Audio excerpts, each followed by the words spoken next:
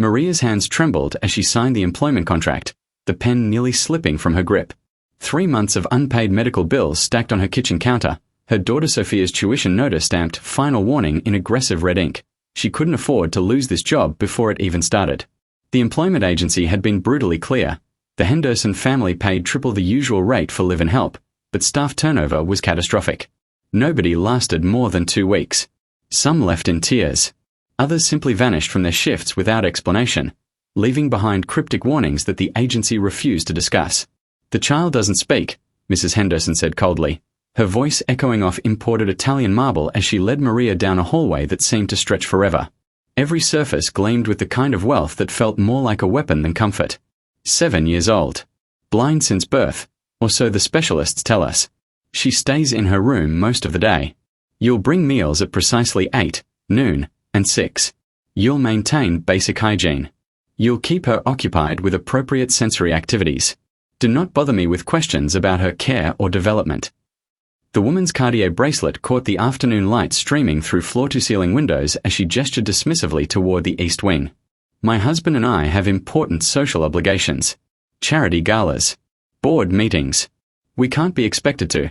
She stopped herself mid-sentence, as if remembering Maria was merely hired help and not entitled to explanations. "Just follow the routine. The previous maids left detailed notes in the binder. Everything you need to know is documented there." Maria nodded silently, though questions screamed in her mind. What kind of parents spoke about their child like a maintenance task? Where was the warmth, the concern, the love that should soften a mother's voice when discussing her daughter? The child's room was a prison disguised as a princess fantasy. Pale pink wallpaper decorated with hand-painted unicorns that no one would ever see covered every wall. Untouched toys arranged in perfect, museum-like rows lined custom shelving, expensive dolls still in packaging, building blocks arranged by color, stuffed animals positioned with the precision of someone staging a photograph rather than encouraging play. A canopy bed draped with silk sheets looked like it had never been slept in comfortably, the pillows too perfectly arranged, the coverlet without a single wrinkle. Everything screamed of money spent without thought, care given without heart. And there, isolated in the corner by a massive window overlooking manicured gardens, sat little Emma Henderson in an oversized velvet chair. Her small frame seemed almost swallowed by the burgundy fabric. Her eyes were open but unfocused, staring at nothing, her hands folded neatly in her lap like a porcelain doll positioned by someone who valued stillness over childhood's natural chaos. Maria's heart cracked watching her. She'd seen that posture before, in the government orphanage where she'd grown up after her own parents died. The supernatural stillness of a child who'd learned through harsh experience that existing quietly meant existing safely. That invisibility was survival. "Hello, Emma," Maria said softly, kneeling beside the chair so she wouldn't tower over the small girl. She kept her voice gentle, warm, the way she wished someone had spoken to her during those lonely orphanage years. The little girl didn't respond, didn't even flinch at the sound of her name. According to the 3-inch thick binder of notes, she never did. Previous caretakers had documented every interaction with clinical detachment. Subject shows no response to verbal stimuli. Subject remains motionless during feeding. Subject displays no interest in tactile activities. But Maria noticed something the clinical notes had missed.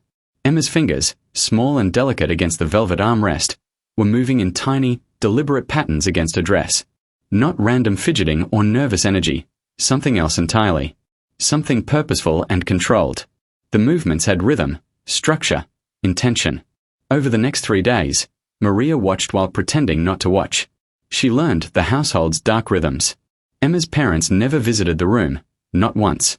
Mrs. Henderson would pause outside the door occasionally, listening, but never entered. Mr. Henderson's footsteps never even approached this wing of the mansion. Meals were eaten in mechanical silence, Emma accepting food into her mouth like a wind-up toy performing its programmed function. But those fingers never stopped their secret dance, moving in patterns that seemed almost like language. Maria began documenting everything in her own private notebook, hidden in her apron pocket. She noted the times, the patterns, the tiny inconsistencies that didn't match the official narrative of a blind, unresponsive child. The way Emma's head would tilt slightly when footsteps approached, as if tracking sound with unusual precision. The way her breathing would change when Mrs. Henderson's voice carried down the hallway, becoming shallower, more controlled, more frightened. On the 4th morning, Maria brought breakfast, oatmeal with honey, cut strawberries arranged carefully on the side, and found Emma turned toward the window. The early light cast golden shadows across her face. Her hands were moving rapidly now, with urgency, the patterns faster and more complex than Maria had seen before. That's when Maria saw it, reflected in the window glass like a ghost image. Emma's fingers weren't fidgeting at all.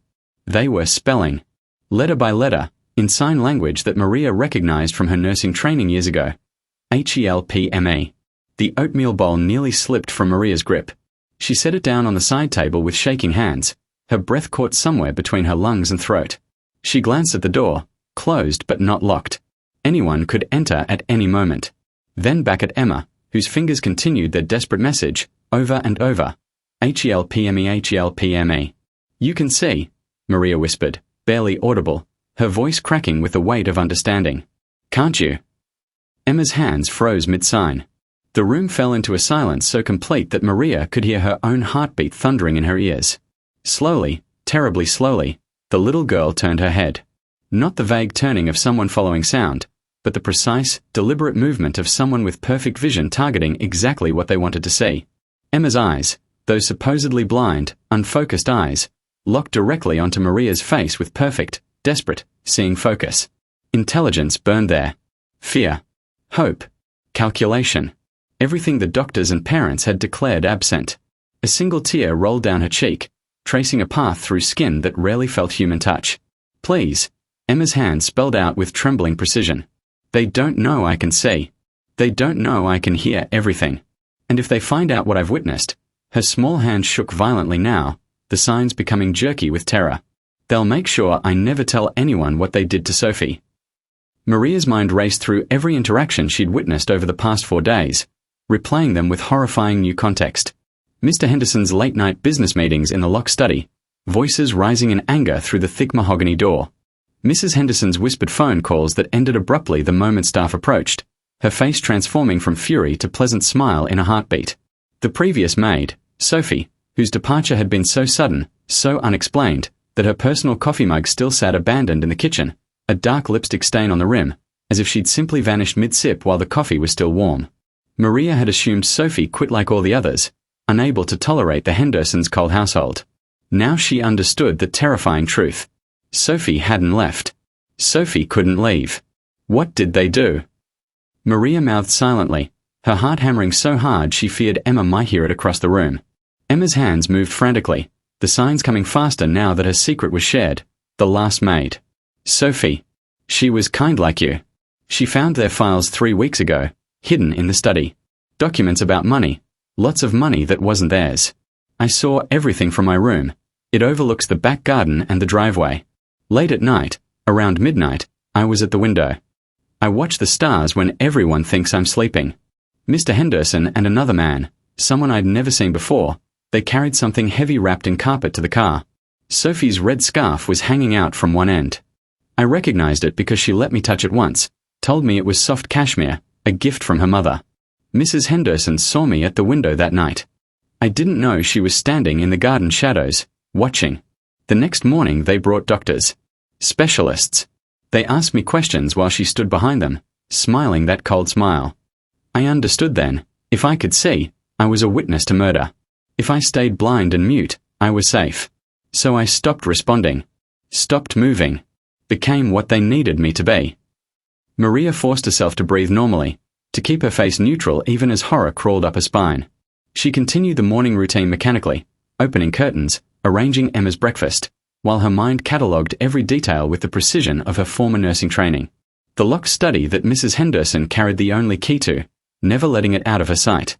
The garden shed that had acquired a new industrial padlock 2 weeks ago. The way Mr. Henderson's eyes would dart toward that shed whenever he stood on the back terrace with his evening scotch. Mrs. Henderson's insistence that all staff sign NDAs with dense legal clauses about family privacy that seemed less like standard employment contracts and more like legal traps designed to ensure silence. You're not safe, Maria whispered, adjusting Emma's pillows unnecessarily, creating the appearance of normal morning care. Are you? Emma's hands trembled as she signed. I heard them talking last week, late at night when they thought I was asleep. When I turn 8 next month, they're sending me to a special facility overseas. Switzerland, I think. A place for severely disabled children where nobody asks questions and families rarely visit. I'll disappear too, just like Sophie. No witnesses. No problems. No one left who knows their secrets. That afternoon, while the Hendersons attended their country club, some charity luncheon where they'd accept awards for their generous philanthropy, Maria did something that would either save them both or destroy her completely. She retrieved her phone from her locked bedroom, hands shaking so badly she nearly dropped it twice. She activated the voice memo function, tested it once to make sure it was working, then tucked it carefully into her apron pocket, microphone positioned upward. She returned to Emma's room and locked the door from inside, her heart pounding. "Tell me everything," she whispered. "Every word. Every date. Every detail you've observed. I'm going to translate your signs out loud so the recording captures it all. This is our only chance." Emma's hands flew with desperate speed. For 2 hours, Maria translated the child's sign language into spoken testimony, her voice steady despite the horror of what she was hearing. Emma had been the perfect invisible witness, her supposed blindness making her parents careless. She'd observed everything from her window perch, financial fraud stretching back years, embezzling millions from their charitable foundation, blackmail schemes involving prominent political figures, and finally Sophie's last moments. The young maid had found files hidden in a false bottom drawer in the study, had confronted Mrs. Henderson about them, demanding to go to the police. That night, Sophie's moral courage had become her death sentence. "We need physical evidence," Maria said when Emma finished, her throat raw from 2 hours of quiet speaking. "The garden shed. Do you know exactly what's inside?" Emma nodded, then spelled with heartbreaking precision, "Sophie's body. I heard them argue about it. Mr. Henderson wanted to move her immediately, but Mrs. Henderson said no, too risky, too many questions if anyone saw them. They're waiting for winter, for the ground to freeze solid. They plan to move her this weekend to some remote location up north where they own property. After that, there'll be nothing left to find. No evidence. No justice. No truth." Maria felt physically sick but forced herself to think strategically. 3 days. She had 3 days to build an airtight case before Sophie's body disappeared forever. Friday afternoon, she told Mrs. Henderson she needed to leave early for a few hours, a carefully constructed lie about her daughter Sophia's school emergency, a teacher conference that couldn't be rescheduled. Mrs. Henderson barely looked up from her phone, waving dismissive permission. Instead, Maria drove directly to a law office she'd researched that morning, her entire month's salary in cash tucked into her purse as a consultation fee. The lawyer, a sharp woman named Catherine Ross who specialized in criminal cases, listened to the recording with growing intensity. Then Maria went straight to the police station, her legs trembling as she walked through the doors she'd always feared from her difficult childhood. The detective assigned to her, a weathered man named Morrison with kind eyes that had seen too much, was skeptical at first, his expression suggesting he'd heard countless conspiracy theories from paranoid employees. Until Maria showed him the footage she'd secretly captured that morning using her phone balanced on a bookshelf. The video showed Emma, alone in her room after the Hendersons left, walking to the bookshelf with perfect navigation, no hesitation, no fumbling.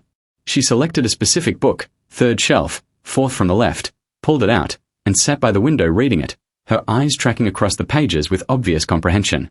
Undeniable proof the child could see perfectly. Morrison's entire demeanor changed. He picked up his phone immediately, calling his captain, calling the district attorney, setting machinery in motion that couldn't be stopped. Saturday morning arrived cold and clear. Police surrounded the Henderson estate at dawn, unmarked cars positioned at every exit. Maria had convinced Morrison to let her be inside, maintaining the normal routine, a familiar presence to keep Emma calm when everything collapsed around them. She fed Emma breakfast with shaking hands, whispering reassurance, "It's almost over. You're safe now. I promise you're safe." When officers entered the study with a warrant, Mr. Henderson's face drained of all color, his usual arrogant confidence crumbling. He reached for his phone, but Detective Morrison was faster, taking it from his hands with firm authority.